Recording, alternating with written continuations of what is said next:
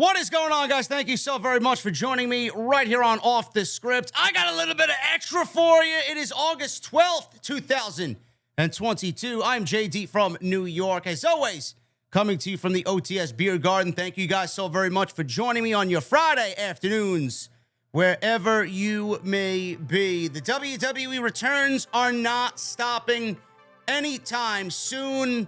And we have another major return happening on SmackDown tonight, as Hit Row may be joining the WWE once again, minus Swerve Strickland. We will talk about that and what the potential plans are for Top Dolla and Ashante Adonis. So we will talk about that today on OTS. Also, Ronda Rousey is set to make her return to WWE as well. And Shawn Michaels, apparently he was interviewed this week taking blame for why NXT 2.0 isn't up to standard. As we all know, Bruce Prichard and Vince McMahon demolished the brand, supposedly leaving Shawn Michaels in charge. I don't think that's the case whatsoever, because from one show to the other show that Shawn Michaels was a part of, none of that was brought over to NXT 2.0.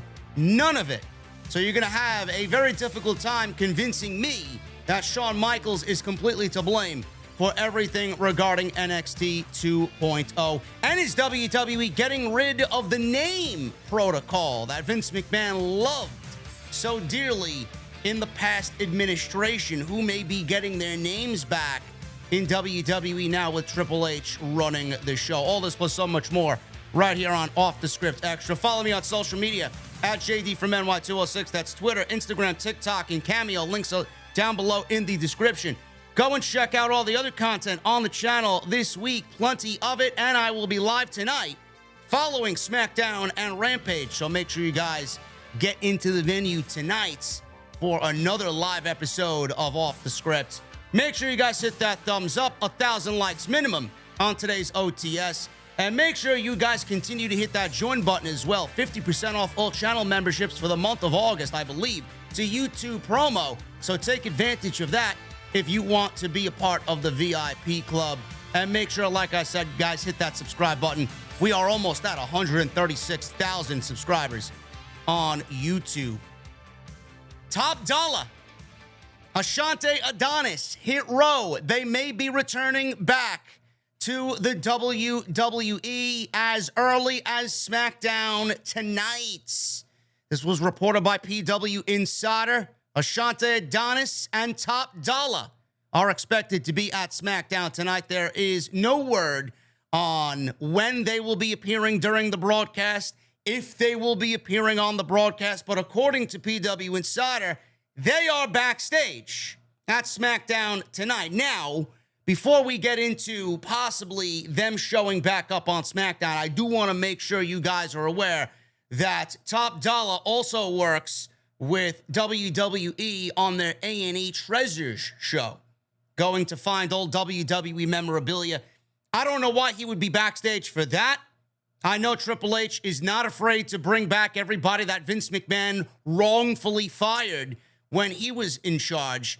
And Top Dolla, Hit Row, Ashante Adonis, B-Fab, we don't know where she may end up. They fall right in line with Triple H wanting to give another lease on life, another chance to the former talent that he had a heavy hand in that were ultimately ruined by WWE. Ashante Adonis, Top Dolla, supposedly going to be appearing on SmackDown in a reunion of sorts of Hit Row. B-Fab is still a free agent. There's no word yet on if there are plans for her to return. I would assume so, being that she would round out the group. If the idea is for Hit Row to reunite, then it would make sense to bring her back. Adonis and Top Dolla would be the latest names brought back by Triple H in recent weeks. Karrion Kross, Scarlett, IYO SKY, Io Shirai, Dakota Kai, and Dexter Lumis have all returned to WWE on the main roster, with more still to come. And the news about returns is not going to slow down anytime soon. According to Fightful Select, those within WWE claim the returns won't be stopping soon, As more former WWE stars seem to be returning to the company, Triple H is not letting up on the gas pedal at all to get what he wants out there to make WWE a better program. I don't mind this move. You know, I know Top Dolla and Swerve blocked me on social media. I believe Swerve has unblocked me since, which is a good thing to see. Top Dolla, on the other hand, most of my gripe came with Top Dolla. I felt like he had a big mouth. I felt like he wasn't really being humble. I felt like he didn't want to really hear anything because he didn't really spend too much time down in NXT and then got brought to the main roster. But I kind of knew where this was going when Hit Row got called up in the draft last year and got placed on SmackDown. The writing was on the wall immediately, and you saw the writing on the wall, not because of Bruce Prichard and Vince McMahon, but you saw the writing on the wall because of what they did to NXT 2.0, and you knew somehow that was going to bleed onto the main roster. Nobody really wanted to hear it. I got called all these things, all these negative things. I got called negative. I got called a piece of shit. I got called a racist because I felt like Top Dolla, Ashante Adonis, B-Fab, and Swerve were not going to be successful on the main roster simply because of Bruce Prichard and Vince McMahon running the show and them not getting the act, them not getting who they are. And if they did find any success, it would be very short-lived. It would be something along the lines of 3-4 weeks, and then Vince McMahon and Bruce Prichard would get bored of the act, and then firings would be happening or lessening of a push would be happening. I saw everything happen before it even played out. I said, I give these guys 6 weeks, 8 weeks tops, and then they're gone. What happened, lo and behold, I was proven right. Bruce Prichard and Vince McMahon fired them. Goodbye. No more Hit Row on the main roster. So I got blamed for all of that. Meanwhile, I just sat here and told you guys exactly what was going to happen. Now I'm looking at this through a different lens. Now I'm a little bit more optimistic. I'm optimistic with a lot of things in WWE. And yes, I feel like WWE is rounding the corner as far as quality is concerned. I felt like this, as soon as Triple H took over, that we would start to see these changes. And we are slowly starting to see these changes. Nothing monumental yet. Nothing monumental yet. He wants to make sure that the shareholders and the stockholders in Wall Street don't get bombarded with all these changes and then have some sort of negativity surrounding it, and then they become pessimistic. He can't do that. So he's going to change things slowly but surely, maintaining the true essence of what the WWE program was with Vince McMahon in charge, with his own little flavor on top of it. And we are seeing a lot of Triple H's flavor all over the main roster. I'm looking at this move as a positive one because I know everybody coming up from NXT potentially, we're already hearing Carmelo Hayes and Santos Escobar getting called up to the main roster. They are in good hands. Io Shirai being on the main roster, they're in good hands. Top Dolla and Ashante Adonis coming back to WWE, B-Fab coming back to WWE, they are going to be in good hands. You have to remember this was a Triple H creation. Hit Row didn't come to NXT just on a whim. This was a Triple H creation. He took Swerve, who had no character in NXT. He was talented as all hell. But he took Swerve, gave him an identity, gave him a character, put these pieces around him, and there you have Hit Row. Now they're on the main roster with Triple H now completely in charge of creative. Of course I'm going to be optimistic because we all had high hopes for them in NXT. Then they got called to the main roster and nobody knew what the fuck to do with them. They ended up getting fired. And now they are supposedly on their way back. This is a good move. And I'm not going to sit here and tell you that I'm a fan of Top Dolla or a fan of Ashante Adonis all of a sudden. I hope for the best. And I think this is a good move. I think this is a good move because, A, they get a second chance to prove to everybody that they do belong, and we get another solid tag team on the main roster where the next thing in the list of priorities for Triple H to do is fix the tag team division. We get another tag team with charisma and a tag team that could really captivate the audience and bring in that younger audience they have a lot of upside to them. Ashante Adonis is very good. Top Dolla doesn't need to do much if he's going to stand on the apron and be part of a tag team. Remember the report where I don't know if this was true or not, they wanted Top Dolla to be a solo act. They wanted the tag team to be Swerve and Adonis. That's not the tag team. The tag team was always Adonis and Top Dolla, with Swerve being the star and him being the solo guy, with B-Fab obviously being more of a manager than an in-ring aspect, an in-ring performer. So I hope that all of this works out the right way and Triple H presents them the way that they were presented under his watch in NXT. But we get another tag team on the main roster. That's what I'm looking at. And that's where my list of priorities comes into play with Triple H. We're already seeing change in the women's division. And now the tag team division needs to be fixed as well. And I hope that he understands that. And everybody on social media, the group wasn't anything without Swerve. The group is not going to be anything with Swerve being in AEW. I'm not here to sit here and write somebody off or a group of people off immediately because the biggest star is not there. Swerve is off doing his own thing, successful with Keith Lee in AEW. They are the AEW Tag Team Champions. But who's to say they don't add somebody to fill in for Swerve? Who's to say that these guys aren't going to get over on their own? It may be more of a dumbed-down version of Hit Row. We don't know. Triple H may have somebody in mind to pair with the group to give them a star piece and build around that star piece with Top Dolla, with Adonis, and with B-Fab. Who's to say he's not already planning that? It could be anybody. It could be anybody. Use your creativity. I know a lot of people came to me and said, JD, what about Carmelo Hayes and Trick Williams fitting in with Top Dolla and Ashante Adonis? That's a good idea. That is a good idea. If you want to bring Trick Williams up to the main roster and keep Carmelo Hayes and Trick Williams dynamic together, that would be a good move. That's actually a good creative move, a good idea. I don't know if the whole Hit Row act is going to fit into Carmelo Hayes' world. It may very well be a good fit. We'll see what happens. But I'm not going to sit here and write them off because Swerve is not there. That would be unfair. So let's see what they can do. Maybe they prove a lot of people wrong. I'm excited to see what Triple H does with them that Vince McMahon and Bruce Prichard obviously didn't care for. And we get another solid tag team in the division where depth is a problem. So they may be going to SmackDown and may be on the show tonight as far as Triple H bringing back people and all of this is concerned. I think this is a good move. Shawn Michaels.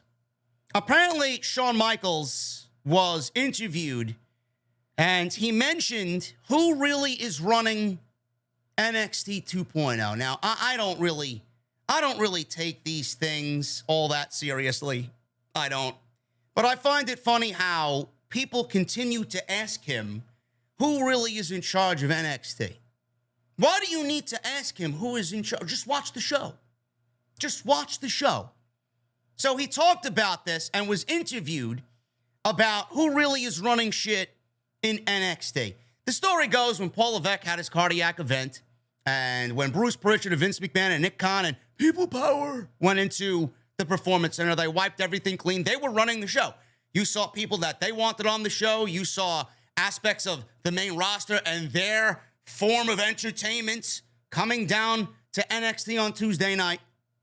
That's what I saw watching NXT 2.0 and continue to see watching NXT 2.0. It may be a little bit better now, but nothing really has changed. I wouldn't even say it's a little bit better than it was. It's still the same shit. It's still an unwatchable program with absolutely no redeeming qualities. Nothing. There's no excitement coming off of NXT 2.0.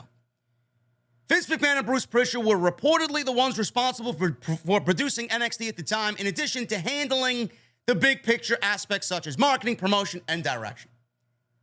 Shawn Michaels says this. When Hunter first left, it became all me, and certainly from a television standpoint, Michaels said while being interviewed by Bleacher Report, Matt Bloom is the head coach and takes care of everything from a PC training standpoint. But when it comes to the 2.0 television, that's something that myself and my team took over creatively. I know a lot of people thought Vince and Bruce were doing that. I can promise you they did not have the time to do NXT television If it's good or if it's bad, that is on me. Michaels then goes on to say it's been a huge joy to work with all the talent and run the show. And while it was an adjustment for everybody involved, it's been a fantastic experience. He says, and I quote, again, everyone was put in a real tough position. We all were, but that's where you learn to do things in WWE. That, to me, is a form of talent and development, which is understanding that things can always change around here, and you just have to adjust to that. The show always goes on, end quote. You know, I find it ridiculous how people would look at this and then not question anything. They don't question anything. Of course, Shawn Michaels is going to go out there with a major publication like Bleacher Report and tell you exactly what you want to hear and not put Vince McMahon in a position where he's throwing him under the bus, or put Bruce Prichard, who's still there, and for all I am concerned with, is still running NXT, because all you have to do is watch the fucking show. He's not going to throw these people under the bus. And he's a company guy. He's going to do what he has to do and say what he has to say, especially with new management now in charge, which comes in the form of his best friend, in Paul Levesque. If you honestly think that Shawn Michaels was running NXT 2.0 from its inception, you are a blithering idiot. That is not a Shawn Michaels production. Do you honestly not question this fucking interview? How could you sit there and not question this? So you mean to tell me that Shawn Michaels, who was working side by side on Black and Gold, the vision of Black and Gold, the feel of Black and Gold, the talent and the story of Black and Gold, you mean to tell me that none of that, not being present on the show, didn't concern you at all? It's not raising questions and not raising red flags? NXT 2.0 was basically turned into Monday Night Raw and Friday Night SmackDown light. You mean to tell me that Shawn Michaels, who ran NXT UK and Black and Gold alongside Triple H, you mean to tell me he deviated away so far from what NXT 2.0 was doing that you think he's still running the show?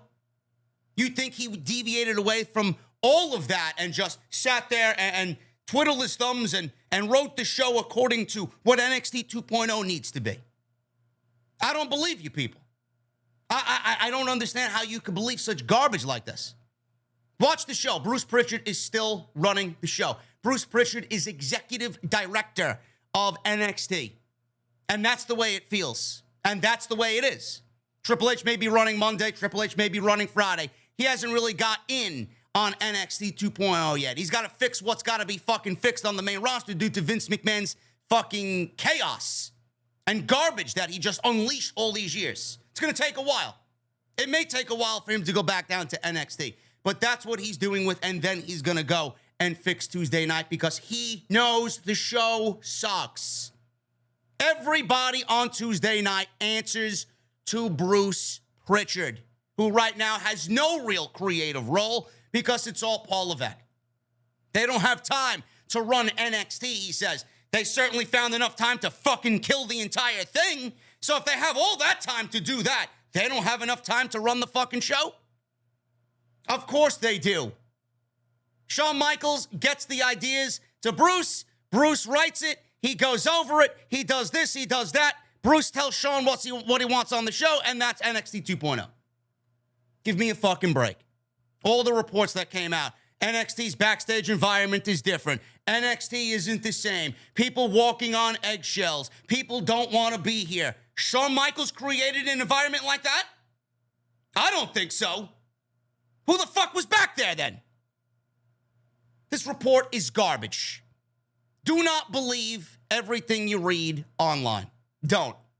Bruce Prichard is still very much a part of NXT 2.0, and that vision that they had started off with in September is still very much present. And until you see true change, I don't think Shawn Michaels has anything to do with the fucking show. He may sit there with a headset on pretending that he's running the show, but he's nothing more than a puppet with a headset on. He isn't running shit. Moving on. Ronda Rousey She may be back on SmackDown tonight. In fact, there will be a Ronda Rousey appearance on SmackDown tonight. She will be with Shayna Baszler, or I would say Liv Morgan, with the feud going into Clash at the Castle. Ronda Rousey will be on the show tonight, and she will be there to confront Liv Morgan as planned before the big title match for the SmackDown Women's Championship. This is according to Fightful Select. Morgan and Baszler are set for a contract signing on tonight's show, which is set to see Morgan continue to sell her kayfabe injuries. Per the report, Ronda Rousey is also set to be involved in the segment in some way, which will be the first time she's featured on the show since SummerSlam. Shayna and Ronda on the same side here. Shayna and Ronda on the same side on television going into this Clash at the Castle pay-per-view against Liv Morgan for the SmackDown Women's Championship. I'm giving Liv Morgan another couple of weeks as SmackDown Women's Champion, and then we could get the fucking box of Kleenexes out and watch all the Liv Morgan stans cry that their girl is no longer the Women's Champion. Shayna Baszler needs to win that championship, and then we need to get a little faction going here with Shayna and Ronda on SmackDown, which I think would be best for business and really sell Ronda Rousey's heel turn that happened at SummerSlam. So I'm very much looking forward to that, and we will see what happens there. Drew McIntyre, keeping with the SmackDown theme here, Drew McIntyre tweeted out this picture, and if you guys see this, McIntyre says, "Out of time, so say goodbye."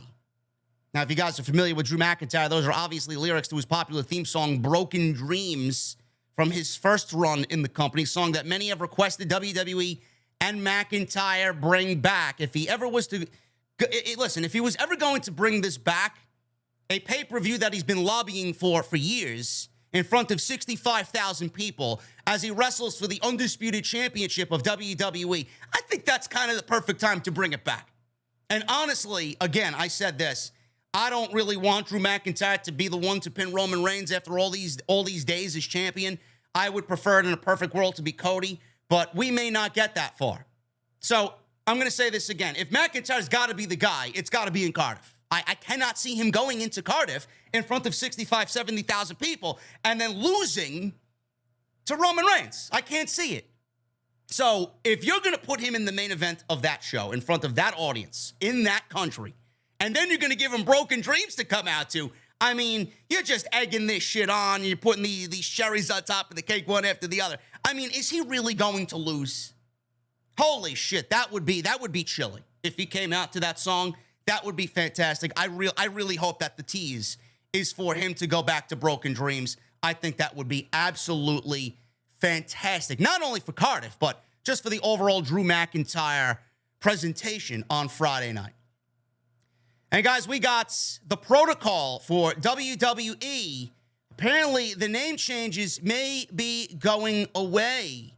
A recent WWE protocol involved talent changing their ring names per Vince McMahon, with WWE opting against using talent's real last names or other names used on the independent circuit before they joined WWE. Angel Garza took to Twitter not too long ago to imply that he would be reverting back to using the Garza surname.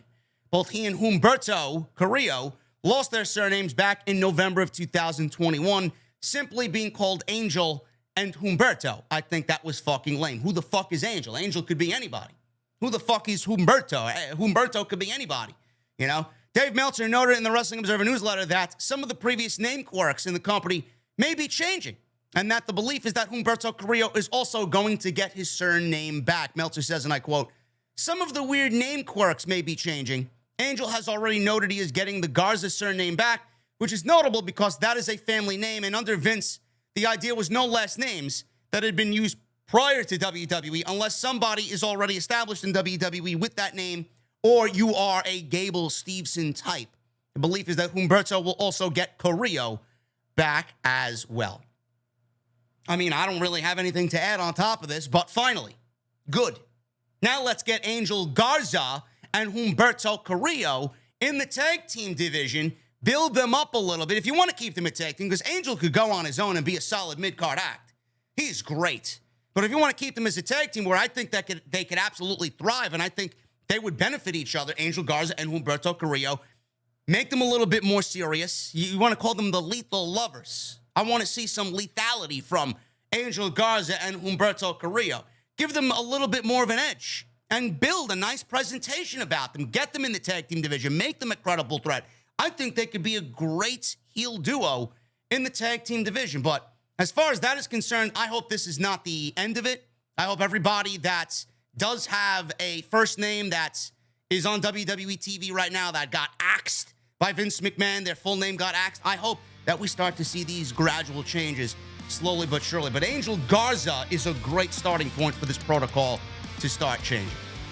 Guys, I'm getting out of here. Thank you so very much. Again, I will be live tonight for Friday Night SmackDown and AEW Rampage. We got a big night of wrestling ahead.